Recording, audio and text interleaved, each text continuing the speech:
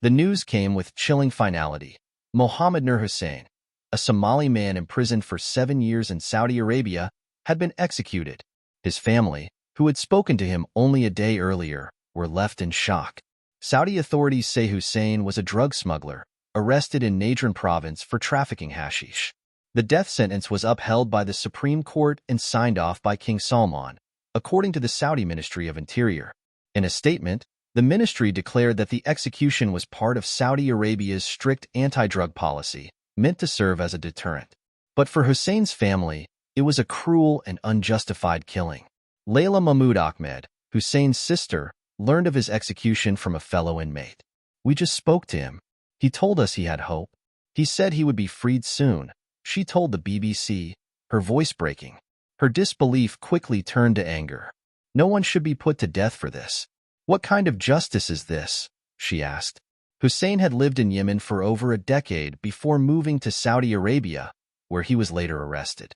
During his imprisonment, he remained in regular contact with his family, reassuring them that he would be released.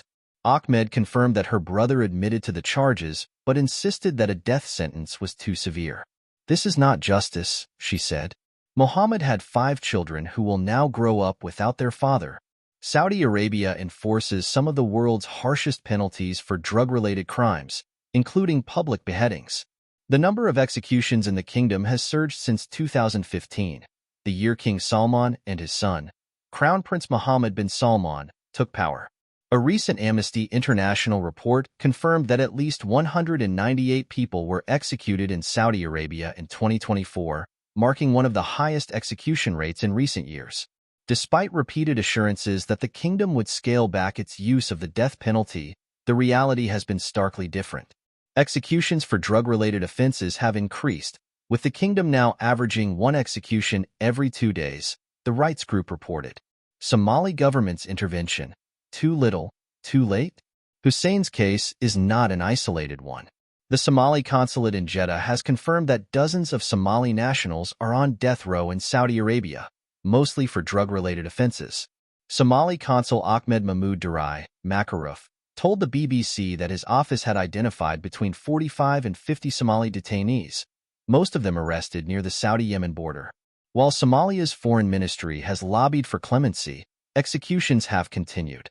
"We explained to Saudi officials that some detainees were unaware of the full legal consequences, while others were coerced into smuggling drugs," Makaruf said. The Somali government has urged Saudi authorities to commute sentences, but so far, its efforts have yielded little success. With more Somali nationals facing execution, activists and families are demanding more decisive diplomatic action. For Hussein's family, the grief is unbearable. His children will never see him again. His sister will forever remember his final words of hope, only for him to be led to his death hours later.